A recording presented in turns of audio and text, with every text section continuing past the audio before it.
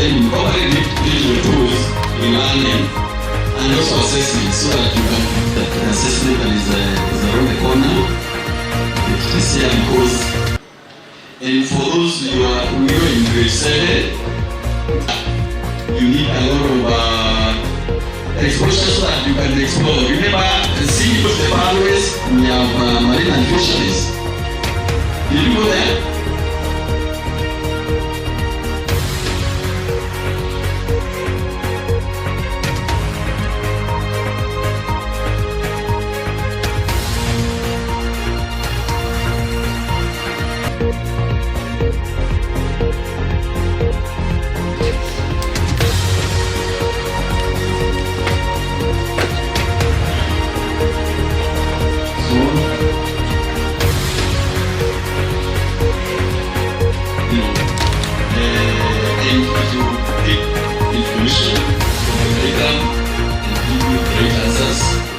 Classroom assessment is better than national assessment.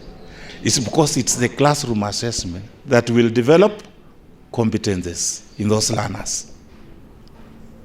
Not KIPSE. KIPSE is judgmental. KJC is going to be judgmental. The same to grade 12. But school-based assessment and classroom assessment is what will help us shape these people for the future. Critical thinking and problem solving is to try and develop that learner's mind to be able to see where opportunities exist so that they can take them up.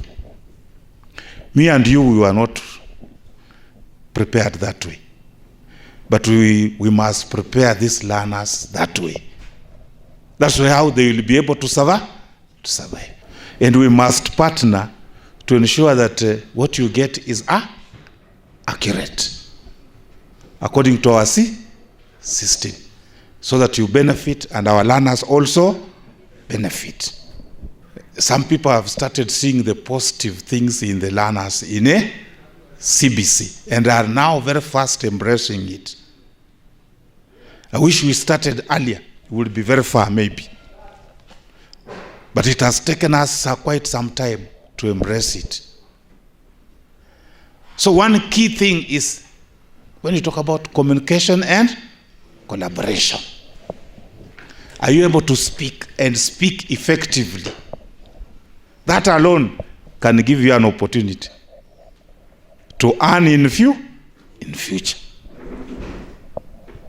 Just being able to speak and speak effectively.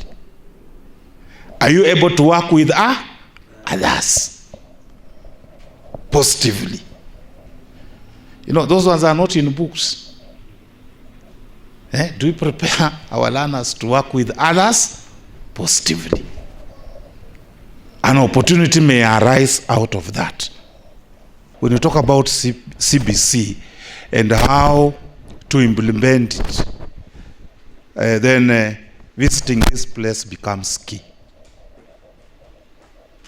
And why does it become key? You'll realize that from the shift from 844 to CBC, we are also shifting. We are no longer talking about how many marks you will score. We are no longer talking about which position were you. We are talking about what you know and you are able to do. What are you able to do? By the time you finish school, what are these learners going to be able to do? These are learners who are we are going to graduate at grade 9. In our schools, we should have given them experiences that will enable them pick the pathway they will be comfortable with. How are we able to do that?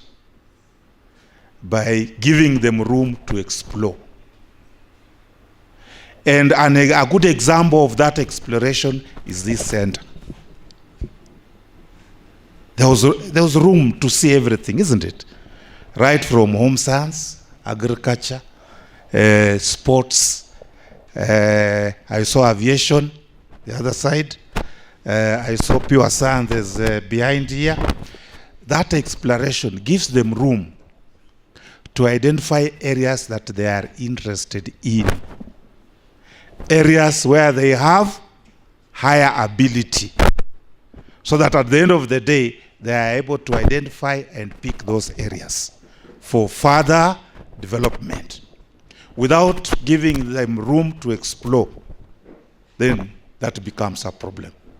It's our responsibility as schools and teachers to see those unique talents and pick them up to develop those learners in those areas.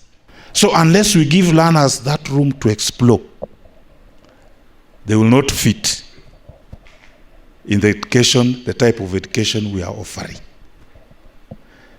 The education you are offering, how is it relevant to me? Me as a person with my unique characteristics, how do I fit into this system? That's the question you should be able to answer as schools. Classroom assessment and in the continuous assessment. Don't underestimate the role, because as a teacher, you are able to adjust. Remember, competence-based education is a differentiated curriculum. It is a differentiated. So you're able even to differentiate the learning for each learner. When you realize a learner is able to grasp this concept in this way, then you can adjust. That one can only be possible if you implement the assessment correctly. You must also, as teachers and also even learners, understand different ways of assessments, methods, and assessment tools that are supposed to be applied in the learning process, so that you can be able to help the learner to nurture the potential of each learner. Remember, every learner is unique. So you're able to differentiate even the learning process so that you are able to optimize. Remember, that is the key word. Optimize what? The learner's interest and ability, so that they can achieve their potential. So we have many teachers passing through this symposium where we've been showcasing the role of assessment in being able to nurture our learners' potential. And also even emphasizing that competency-based assessment is an assessment that really recognizes the process is as important as the results. That it is an assessment that really is incorporated. It is a proactive assessment rather than reactive. It is an assessment that is incorporated in the learning.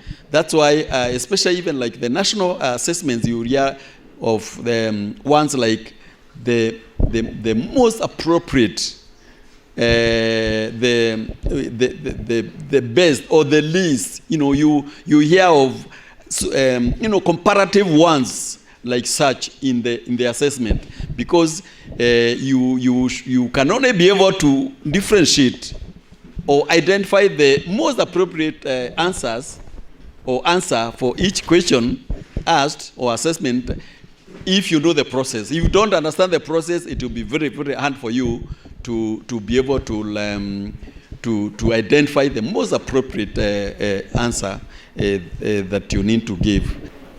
So we must get around the mentality of lack of resources. And it's not about resources, it's about mental development of that learner, mental and physical development of that learner.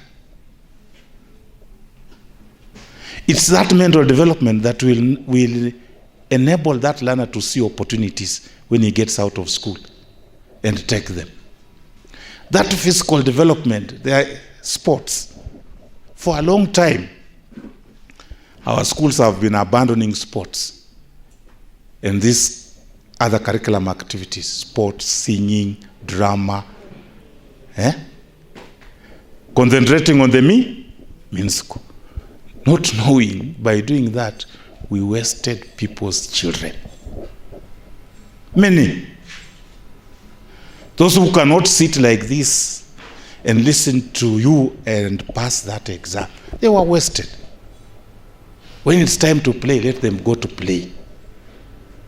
Somebody may succeed out of that, 1 or 2. And those 2, when they succeed, you become proud of them. Offer a wide curriculum that you can effectively implement. Like here, I can comfortably bring here power mechanics, isn't it? Because it will fit without any problem. Here you can bring in everything. But what is your situation? And what do you want to achieve? And then from that pool, what are you taking out for your situation?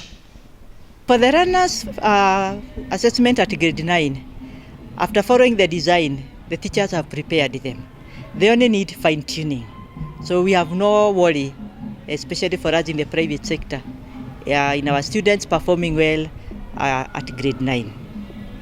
We just hope that the same is also happening in our public schools, especially those in the very rural areas where we are not very sure whether they got all the exposure in the right way as far as the design is concerned. As far as transition is concerned, I wish if the government would embrace the teachers in the TVET sector to come on board, so that even that school in the rural village, if a student wants to do a technical course, there will be a teacher. If a student wants to do sports, there will be a teacher for that particular subject. Otherwise, if you don't do that, they will just be taken through in the pipe, and that is not our wish. This is in preparation for the KIGISEA, which is a national assessment at grade 9, marking the end of junior school. So as they come to do, or as they go through the symposium, a learner is able to understand or to get the concept when it comes to or how to tackle all the questions. So one thing, a learner will be able to evade all the confusion and the fears that comes when the assessment is in the midst of the assessment is approaching. So one thing a learner will be able to tackle all the questions, knowing that this is the appropriate answer, this is not the appropriate answer, knowing the reason in each and every question. We allow the learner to go through the questions, a few of the questions, and then help them to know how the questions are being tackled.